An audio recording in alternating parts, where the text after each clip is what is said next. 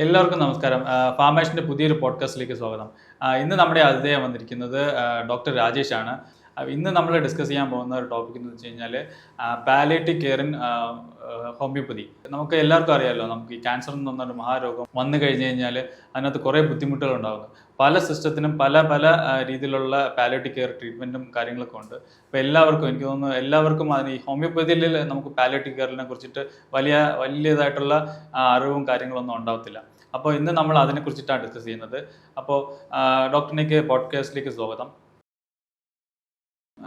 First എൻ്റെ ചോദ്യം എന്ന് വെച്ച് കഴിഞ്ഞാൽ, നമുക്ക് ഈ പാലിയേറ്റീവ് ഈ ഒരു ഹോമിയോപ്പതി സിസ്റ്റത്തിനകത്ത് ഈ പാലിയേറ്റീവ് കെയർ എന്തൊക്കെ കാര്യങ്ങളാണ് ചെയ്യുന്നത്? നിങ്ങളിപ്പോൾ ഒരു പേഷ്യൻറ്റിന് ഇപ്പോൾ ക്യാൻസർ വന്നെന്ന് തന്നെ വിചാരിച്ചു. അപ്പോൾ അവർക്ക് വന്നു കഴിഞ്ഞ് കഴിഞ്ഞാൽ നിങ്ങളുടെ ഒരു സിസ്റ്റത്തിൽ എന്തൊക്കെ കാര്യങ്ങളാണ് ചെയ്യുന്നത്? ഹോമിയോപ്പതി സിസ്റ്റത്തിൻ്റെ ഇതനുസരിച്ച് നമുക്കിപ്പം ക്യാൻസർ രോഗികൾക്ക് 3 സെറ്റ് ഓഫ് ട്രീറ്റ്മെൻറ്റ് നമുക്കൊന്ന് കൊടുക്കാൻ കഴിയുന്നത്. ഒന്ന് പ്രിവെൻഷൻ, അല്ലെങ്കിൽ നമുക്കറിയാം ക്യാൻസറിൻ്റെ പ്രീ മാലിഗ്നൻ്റ് ആയിട്ടുള്ള കണ്ടീഷൻസ് ഉണ്ട്, അല്ലെങ്കിൽ പ്രീ മാലിഗ്നൻ്റ് കുറേ വാർണിംഗ് സൈൻസ് ഉണ്ട്. അപ്പം അങ്ങനെയുണ്ട്, അല്ലെങ്കിൽ ഹിസ്റ്ററീസ് ഉണ്ട്. അങ്ങനെയുള്ളവർക്ക് പ്രിവെൻറ്റീവ് ആസ്പെക്റ്റിലുള്ള ട്രീറ്റ്മെൻറ്റ് അത് വളരെ സക്സസ്ഫുൾ ആയിട്ട് റൺ ചെയ്ത് വരുന്നു. 2, ക്യാൻസർ രോഗികൾക്കുള്ള ട്രീറ്റ്മെൻറ്റ് അല്ലെങ്കിൽ ക്യാൻസർ ട്രീറ്റ്മെൻറ്റ്. ചില ക്യാൻസേഴ്സിന് മറ്റ് അതർ സിസ്റ്റത്തിൽ ട്രീറ്റ്മെൻറ്റ് ഇല്ലാത്ത ഒരവസ്ഥ വരുന്ന സമയത്ത് അല്ല ഡയറക്റ്റ്ലി ഹോമിയോപ്പതി ട്രീറ്റ്മെൻറ്റ് എടുക്കാൻ വില്ലിംഗ് ആയിട്ട് വരുന്ന ആൾക്കാരുണ്ട്. ഹോമിയോപ്പതിയുടെ ക്യാൻസർ ട്രീറ്റ്മെൻറ്റ് അത് കൊടുക്കുന്നുണ്ട്. 3rd set palliative care. ഇനി ഒരു ഹോപ്പില്ല, അല്ല ഇനി ഒരു മരണത്തിലേക്ക് എന്ത് വെച്ചാലും നീങ്ങുന്നതാണ് ഇനിയുള്ള അവസ്ഥ എന്നുള്ള അവസ്ഥയിൽ വരുന്ന സമയത്ത് കൊടുക്കുന്ന പാലിയേറ്റീവ് കെയർ ട്രീറ്റ്മെൻറ്റ്.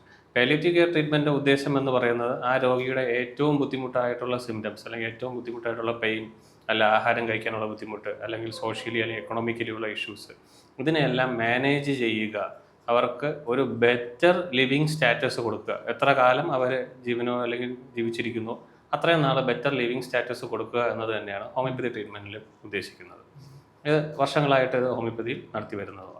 ഓക്കെ. അപ്പോൾ ഈ ഇതുപോലത്തെ പാലിയേറ്റീവ് കെയർ ചെയ്യാൻ വേണ്ടിയിട്ട്, അപ്പോൾ ഒരു എക്സാമ്പിൾ ഒരു ക്യാൻസർ വന്നു വെച്ചാൽ അപ്പോൾ അത് ചെയ്യാൻ വേണ്ടി ആരെയാണ് ശ്രമിക്കുക? നമുക്കിത് എവിടെയാണ് കിട്ടുക? ഇതുപോലത്തെ ട്രീറ്റ്മെൻറ്റ്സ് എവിടെയാണ് കിട്ടുക? കേരളത്തിൽ ഇപ്പോൾ palliative care center, homeopathy palliative care centers തന്നെ ഉണ്ട്. വണ്ടൂർ ഒരു മികച്ചൊരു ഗവൺമെൻറ്റിൻ്റെ തന്നെ ഒരു പ്രോജക്റ്റായിട്ട് പാലിയേറ്റീവ് കെയർ സെൻറ്റേഴ്സ് നടക്കുന്നുണ്ട്. ട്രിവാൻഡ്രത്ത് ഹോമിയോ മെഡിക്കൽ കോളേജിൽ പാലിയേറ്റീവ് കെയർ സെൻറ്റേഴ്സ് ഉണ്ട്. ദെൻ പാലിയേറ്റീവ് കെയർ അല്ലെങ്കിൽ ക്യാൻസർ ട്രീറ്റ്മെൻറ്റ് ചെയ്യുന്ന മികച്ച ധാരാളം ഡോക്ടർമാർ പ്രൈവറ്റ് സെക്ടറിൽ പ്രാക്ടീസ് ചെയ്യുന്നു. ഇപ്പം ഞാൻ വർക്ക് ചെയ്യുന്ന സ്ഥാപനം, അവിടെ പാലിയേറ്റീവ് കെയർ ട്രീറ്റ്മെൻറ്റ് ഉണ്ട്. It's A combine hospital. So അവിടെ പാലിയേറ്റീവ് കെയർ ട്രീറ്റ്മെൻറ്റ്സ് ഉണ്ട്. ഇതുപോലെ മികച്ച സ്ഥാപനങ്ങൾ, മികച്ച സ്ഥാപനങ്ങൾ പാലിയേറ്റീവ് കെയർ വർഷങ്ങളുടെ എക്സ്പീരിയൻസ് ഉള്ള ഡോക്ടേഴ്സും സ്ഥാപനങ്ങളും വർക്ക് ചെയ്യുന്നുണ്ട്. പിന്നെ ഒരു കാര്യം എന്ന് വെച്ചാൽ, നമുക്ക് ഈ ഒരു പാലിയേറ്റീവ് കെയർ ട്രീറ്റ്മെൻറ്റ് എടുക്കുന്നതുകൊണ്ട് നമുക്കൊരു ഇതിൻ്റെ ഒരു സക്സസ് റേറ്റ് അറിയാമോ? ഇതിൻ്റെ സക്സസ് റേറ്റ് എങ്ങനെയാണ്? പാലിയേറ്റീവ് കെയറിൽ സക്സസ് റേറ്റ് എന്ന് ഉദ്ദേശിക്കുന്ന ഒരു കാരണവശാലും പാലിയേറ്റീവ് കെയറുള്ള രോഗി സുഖപ്പെടും എന്നതല്ല അതിൻ്റെ സക്സസ് റേറ്റ് എന്ന് പറയുന്നത്. അപ്പം പാലിയേറ്റീവ് ട്രീറ്റ്മെൻറ്റ് കൊടുക്കുന്നത് തന്നെ ആ രോഗിക്ക് ഇനി ഒരു തിരിച്ചു വരവില്ല എന്നുള്ള അവസ്ഥയിൽ വരുന്ന സമയത്ത് അയാളുടെ ബുദ്ധിമുട്ടുകൾ മാക്സിമം കുറയ്ക്കുക, സിംറ്റമാറ്റിക് റിലീഫ്സ് കൊടുക്കുക. പാലിയേറ്റീവ് മീൻസ് അയാൾക്ക് ജെന്റിൽ ഡെത്ത്, അതാണ് അതിൻ്റെ പോളിസി എന്ന് പറയുന്നത്. പ്രൊവൈഡ് ജെന്റിൽ ഡെത്ത്, അതാണ് പാലിയേറ്റീവ് കെയർ എന്ന് ഉദ്ദേശിക്കുന്നത് തന്നെ. അയാൾക്ക് ഇനി ഒരു സാധാരണ നിലയിലേക്ക് തിരിച്ചു വരാത്ത ഒരു രോഗിക്കാണ് പാലിയേറ്റീവ് ട്രീറ്റ്മെൻറ്റ് കൊടുക്കുന്നത്. ഇതിലെ ഏറ്റവും വലിയ സക്സസ് റേറ്റ് എന്ന് പറയുന്നത് ഏറ്റവും പെയിൻലെസ് ആയിട്ടുള്ള മാനേജ്മെൻറ്റ്, ഏറ്റവും കോസ്റ്റ് എഫക്റ്റീവ് ആയിട്ടുള്ള മാനേജ്മെൻറ്റ്, ഏറ്റവും കറക്റ്റ് ആയിട്ടുള്ള സിംറ്റം മാനേജ്മെൻറ്റ്, ഇതാണ് അതിൽ പ്രൊവൈഡ് ചെയ്യുന്നത്. ഹോമിയോപ്പതിക്ക് ഇത് 3 കഴിയും എന്നതാണ് പ്രത്യേകത. അപ്പം നമുക്ക് തന്നെ അറിയാം, പാലിയേറ്റീവ് കെയറിൽ ക്യാൻസർ പാലിയേറ്റീവ് കെയറിൽ ഏറ്റവും ബുദ്ധിമുട്ടെന്ന് പറഞ്ഞാൽ പെയിനാണ്, അല്ലെങ്കിൽ ആഹാരം കഴിക്കാനുള്ള ബുദ്ധിമുട്ടുണ്ടാവുക, അല്ലെങ്കിൽ അൾസേഴ്സ്, ഇതേപോലത്തെ പ്രശ്നങ്ങൾ ഉണ്ടാവുക. ഇതിൻ്റെ സിംറ്റംസ് ഫ്രീ പീരീഡ് ഉണ്ടാക്കുകയാണ് നമ്മൾ ചെയ്യുന്നത്. അപ്പോൾ നമുക്ക് നമ്മുടെ മെഡിസിൻസിന് അതർ സൈഡ് എഫക്ട്സ് ഇല്ലാതെ, അല്ലെങ്കിൽ വേദനിപ്പിക്കുന്ന രീതിയിലല്ലാതെ ജെന്റിലായിട്ടുള്ള ട്രീറ്റ്മെൻറ്റാണ് ഹോമിയോപ്പതി പ്രൊവൈഡ് ചെയ്യുന്നത്. പിന്നെ ഒരു ചോദ്യം എന്ന് വെച്ച് കഴിഞ്ഞാൽ, നമ്മൾ ഇപ്പോൾ എക്സാമ്പിൾ ഒരാൾ ക്യാൻസർ ഡയഗ്നോസ് ചെയ്യുന്നതിന് വെച്ചു, അപ്പോൾ അവർ ചിലപ്പോൾ റേഡിയേഷൻ ഇങ്ങനത്തെ കുറേ കാര്യങ്ങളൊക്കെ ചെയ്തിട്ടുണ്ടായിരിക്കും. അപ്പോൾ ഇതെല്ലാം ചെയ്തിട്ട് നിങ്ങൾ സമീപിച്ച് കഴിഞ്ഞ് കഴിഞ്ഞാൽ നിങ്ങൾക്ക് നെക്സ്റ്റ് ലൈൻ ഓഫ് ട്രീറ്റ്മെൻറ്റ് അങ്ങനത്തെ രീതിയിൽ ഉറപ്പായിട്ടും ഉണ്ട്. ഇപ്പോൾ ഒരു പുതിയ ക്യാൻസർ ഡയഗ്നോസ് ചെയ്ത ഒരു വ്യക്തി, അദ്ദേഹം ഇപ്പോൾ radiotherapy or chemotherapy or advanced ആയിട്ട് ഒരുപാട് മെഡിസിൻ ട്രീറ്റ്മെൻറ്റ് മെത്തഡോളജീസ് ഉണ്ട്. അതിനുശേഷം ക്യാൻസറിലെ ഏറ്റവും വലിയ വിഷയം എന്ന് പറയുന്നത് ഇതിൻ്റെ റിലാക്സ് ആണ്. വീണ്ടും ക്യാൻസർ വരിക, അല്ലെങ്കിൽ 2ാം ഘട്ടത്തിലേക്ക് ക്യാൻസർ വരിക എന്നതാണ്, അല്ലെങ്കിൽ സ്പ്രെഡ് ഉണ്ടാവുക. ഇതിനെ പ്രിവെൻറ്റ് ചെയ്യാൻ വേണ്ടിയുള്ള ട്രീറ്റ്മെൻറ്റ്സ് ഹോമിയോപ്പതി സിസ്റ്റത്തിലാണ് ഏറ്റവും എഫക്റ്റീവായിട്ട് അവൈലബിൾ ആയിട്ടുള്ളത്. നമുക്ക് തന്നെ അറിയാം, ഒരു ക്യാൻസർ വരുന്നു, അല്ലെങ്കിൽ ക്യാൻസർ വന്ന് വർഷങ്ങൾക്ക് ശേഷം വീണ്ടും അയാൾക്ക് അതേ ക്യാൻസർ വരുന്നു, അല്ലെങ്കിൽ വേറൊരു ഭാഗത്ത് ക്യാൻസർ മുഴകൾ ഉണ്ടാകുന്നു എന്നത് ഇതിൽ ഏറ്റവും വലിയ കോംപ്ലിക്കേഷനാണ്. ഇതിനെ പ്രിവെൻറ്റ് ചെയ്യാൻ വേണ്ടി, കാരണം നമുക്ക് ക്യാൻസറിന് കീമോതെറാപ്പിയോ പാലിയേറ്റീവോ അല്ലെങ്കിൽ റേഡിയോതെറാപ്പിയോ കൊടുക്കുന്ന സമയത്ത് ആ ക്യാൻസർ സെൽസിനെ നശിപ്പിക്കുകയാണ് ചെയ്യുന്നത്. അതെ അതെ അതെ പക്ഷെ അയാളുടെ ജനിതകമായ ടെൻഡൻസി വീണ്ടും അവിടെ നിലനിൽക്കുന്നു. അതെ അതിനെ അവോയ്ഡ് ചെയ്യാനും അല്ലെങ്കിൽ അതിന് ക്യാൻസർ ഫ്യൂച്ചറിൽ ഉണ്ടാവാതിരിക്കാനുള്ള ട്രീറ്റ്മെന്റ് ഹോമിയോപ്പതിയിൽ അവൈലബിൾ ആണ്. എൻ്റെ എക്സ്പീരിയൻസ് തന്നെ 7 വർഷം 6 വർഷമായിട്ട് ട്രീറ്റ്മെന്റ് എടുക്കുന്ന രോഗികളുണ്ട്. അവർക്ക് ഇന്ന് വരെയും ഒരു സെക്കൻഡറീസ് ഡെവലപ്പ് ചെയ്യാതെ പോകുന്നുണ്ട്. അങ്ങനെ ധാരാളം രോഗികൾ അങ്ങനെ ഹോമിയോപ്പതിയുടെ എഫക്റ്റീവ്നെസ് മനസ്സിലാക്കി ട്രീറ്റ് ചെയ്യുന്ന ആൾക്കാരുണ്ട്.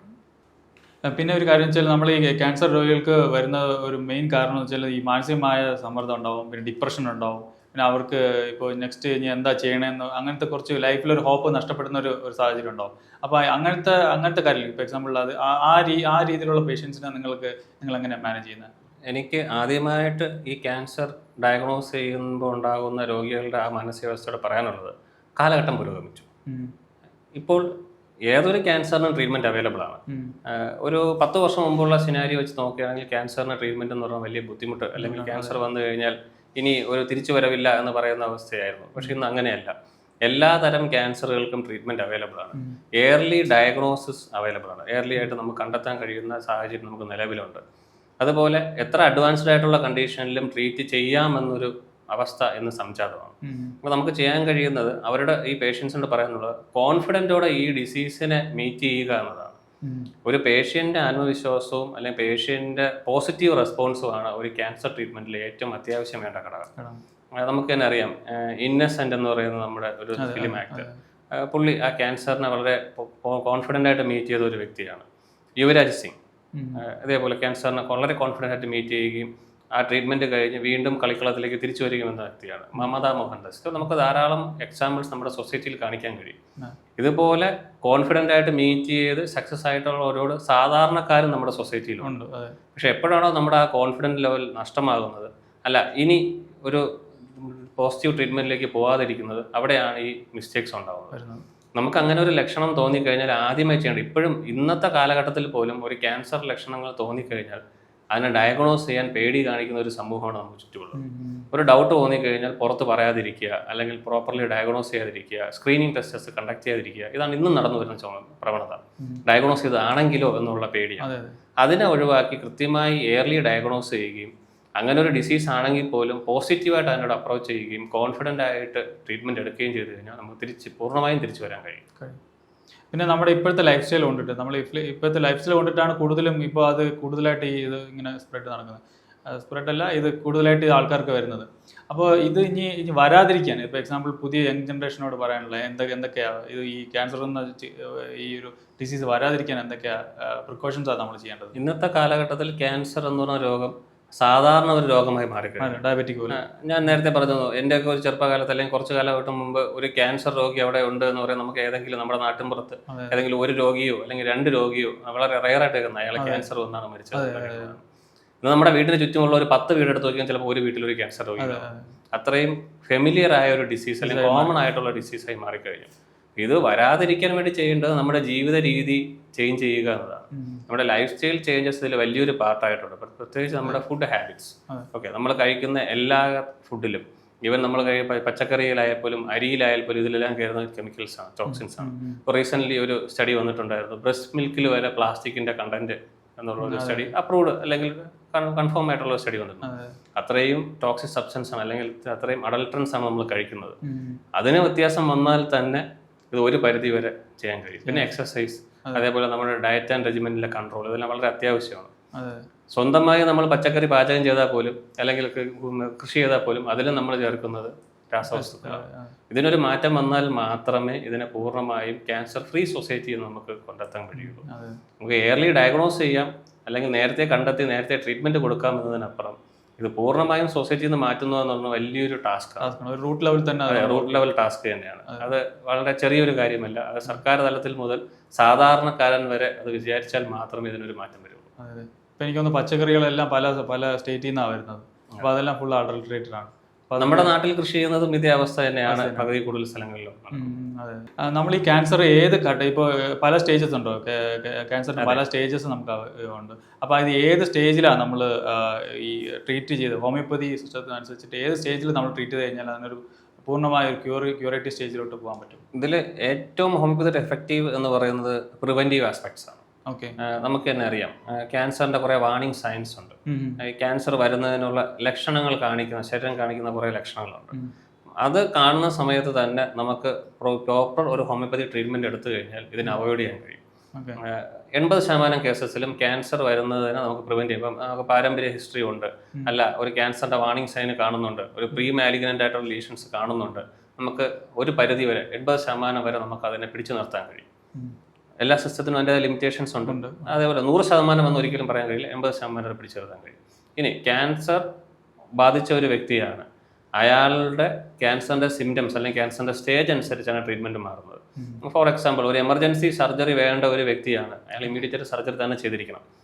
അത് ഒരു സർജിക്കൽ ഡിസീസ് ആയിട്ട് തന്നെ കൺസിഡർ സർജറി തന്നെ ചെയ്തിരിക്കണം. ചിലപ്പോൾ സർജറി ചെയ്താലായിരിക്കും അയാൾക്ക് ഏറ്റവും കൂടുതൽ എഫക്റ്റഡ് അല്ലെങ്കിൽ റിസൾട്ട്സ് ഉണ്ടാവുക. ഒരു തൈറോയ്ഡ് മാലിഗ്നൻസി അത് സ്പ്രെഡ് ആകുമ്പോൾ എടുത്ത് മാറ്റി കഴിഞ്ഞാൽ ഒരു ഹോമിയോ ട്രീറ്റ്മെന്റ് എടുക്കുന്നതിനേക്കാളും സക്സസ് ആണ്. അത് ഇല്ല എന്ന് പറയുന്നില്ല, ഓരോ സിസ്റ്റത്തിനും അതിന്റെ ലിമിറ്റേഷൻസ് ഉണ്ട്. അല്ല, അത് കഴിഞ്ഞിട്ട് അടുത്ത സ്റ്റേജിലേക്ക് എത്തി, ഇനി ഒരു ട്രീറ്റ്മെന്റ് അല്ലെങ്കിൽ ഒരു കീമോതെറാപ്പിയോ റേഡിയോതെറാപ്പിയോ കൊണ്ട് സക്സസ് റേറ്റ് വളരെ കുറവാണ് എന്നുള്ള സിറ്റുവേഷൻ വരുന്നിടത്ത് അതിന് പകരമായി ഹോമിയോപ്പതി ട്രീറ്റ്മെന്റ് യൂസ് ചെയ്യാൻ കഴിയും. പാലിയേറ്റീവ് കീമോതെറാപ്പിക്ക് പകരോ അല്ലെങ്കിൽ പാലിയേറ്റീവ് റേഡിയോതെറാപ്പിക്ക് പകരോ വണ്ടർഫുൾ ആയിട്ട് അല്ലെങ്കിൽ നല്ല റിസൾട്ട്സ് തരുന്ന ഹോമിയോപ്പതി മെഡിസിൻ വളരെ ധാരാളമുണ്ട്. അപ്പോൾ നമുക്ക് ഈ ക്യാൻസർ തന്നെ പല ടൈപ്പ് ഓഫ് ക്യാൻസർ ഉണ്ട്. ഇപ്പോൾ ബ്ലഡ് ക്യാൻസർ ഉണ്ട്, ബോൺ ക്യാൻസർ ഉണ്ട്, കുറേ ട്യൂമേഴ്സ് ഉണ്ട്, ഇങ്ങനത്തെ കുറേ രീതിയിലുള്ള രീതിയിലുണ്ട്. ഇപ്പം മാലിഗ്നൻസ് വെച്ചാൽ സ്പ്രെഡ് ആവുന്നതുണ്ട്, സ്പ്രെഡ് ആവാത്തതുണ്ട്, അങ്ങനെ കുറേ കാര്യങ്ങളുണ്ട്. അപ്പോൾ നിങ്ങളുടെ സിസ്റ്റത്തിൽ ഏത് ടൈപ്പ് ക്യാൻസറിനാണ് ഏറ്റവും കൂടുതൽ ഫലപ്രദമായ ട്രീറ്റ്മെന്റ് കിട്ടുക? ഇതിൻ്റെ അകത്ത് നമ്മൾ ട്യൂമർ എടുക്കുമ്പോഴേക്കും അതിൻ്റെ അകത്ത് മാലിഗ്നന്റ് ആൻഡ് നോൺ മാലിഗ്നന്റ് രണ്ടും ഉണ്ട്. നോൺ മാലിഗ്നന്റ് എന്ന് പറയുന്നത് അത് ക്യാൻസർ അല്ലാത്ത മുഴകൾ. നമ്മൾ ചിലപ്പോൾ കാണുന്ന ശരീരത്തിൽ കാണുന്ന പല മുഴകളും ക്യാൻസർ അല്ലാത്ത മുഴകളാണ്. അതിൽ ചില മുഴകൾ ഇൻ ഫ്യൂച്ചർ ഭാവിയിൽ ക്യാൻസറായി മാറാൻ സാധ്യതയുള്ള മുഴകളുമുണ്ട്. അതിൻ്റെ ട്രീറ്റ്മെന്റ് പ്ലാൻ വ്യത്യാസമാണ്. ക്യാൻസർ മുഴകൾ അല്ലെങ്കിൽ ക്യാൻസർ ഡിസീസിന്റെ ട്രീറ്റ്മെന്റ് പ്ലാൻ വ്യത്യാസമാണ്. ഇത് രണ്ടിനും രണ്ട് പ്ലാൻ ഓഫ് ട്രീറ്റ്മെന്റ് ആണ് ഹോമിയോപ്പതിയിലുള്ളത്. പക്ഷേ ഹോമിയോപ്പതിയുടെ ബേസ് എന്ന് പറയുന്നത് ഇൻഡിവിജ്വൽ ബേസ്ഡ് ട്രീറ്റ്മെന്റ് ആണ്. അപ്പം താങ്കൾക്ക് തരുന്ന മരുന്നായിരിക്കില്ല വേറൊരാൾക്ക് നമ്മൾ കൊടുക്കുന്നത്. അയാളുടെ ശരീര രീതി, ആരോഗ്യ രീതി, അയാളുടെ മാനസിക നിലവാരം, അയാളിലുണ്ടായ ലക്ഷണങ്ങൾ. അപ്പം എന്നിലുണ്ടായിരിക്കുന്ന ഒരു സെയിം ക്യാൻസർ രണ്ടുപേരും രണ്ട് ലക്ഷണങ്ങളും രണ്ട് രീതിയിലായിരിക്കും സ്പ്രെഡ് ഉണ്ടാവുന്നത്, ഒരേപോലെ ആയിരിക്കില്ല. അപ്പം അയാളിൽ ഉണ്ടാവുന്ന ലക്ഷണങ്ങളും അല്ലെങ്കിൽ സ്പീഡ് ഓഫ് സ്പ്രെഡ് ഇത് വ്യത്യാസമായിരിക്കാം. അങ്ങനെ അയാളുടെ ബേസിക് വളരെ മൈന്യൂട്ടായിട്ടുള്ള ബേസിക് ആയിട്ടുള്ള കാര്യങ്ങളെ മനസ്സിലാക്കിക്കൊണ്ടാണ് ഹോമിയോപ്പതി ട്രീറ്റ്മെന്റ് നൽകുന്നത്. അപ്പോൾ ഈ ഒരു ഹോമിയോപ്പതിയിൽ തന്നെ ഇത് നിങ്ങൾക്കായിട്ട് മാത്രം എന്തെങ്കിലും ഡയഗ്നോസിങ് മെത്തേഡ് എന്തെങ്കിലും ഉണ്ടോ? അതായത് ക്യാൻസർ ഡയഗ്നോസിസിൽ യൂണിവേഴ്സൽ ഡയഗ്നോസ്റ്റിക് മെത്തേഡ് തന്നെയാണ്. അതിൽ സ്പെസിഫിക് ആയിട്ട് ഹോമിയോപ്പതിക്ക് മാത്രമായിട്ട് ഡയഗ്നോസ്റ്റിക് മെത്തേഡ്സ് ഇല്ല. നമ്മൾ സാധാരണ ചെയ്യുന്ന ബ്ലഡ് ടെസ്റ്റ് അല്ലെങ്കിൽ സെൽ പത്തോളജീസ് അല്ലെങ്കിൽ MRI CT പോലത്തെ ഇൻവെസ്റ്റിഗേഷൻ, അഡ്വാൻസ്ഡ് PET പോലത്തെ ഇൻവെസ്റ്റിഗേഷൻ തന്നെയാണ് ഹോമിയോപ്പതിയിലും ചെയ്യുന്നത്. ഇതിൽ മെഡിസിനിൽ മാത്രമാണ് വ്യത്യാസമുള്ളത്. ബാക്കി മാനേജ്മെന്റ്സ്, ബാക്കി ഡയഗ്നോസ്റ്റിക് ഫീച്ചേഴ്സ് എല്ലാം സിമിലർ തന്നെയാണ്.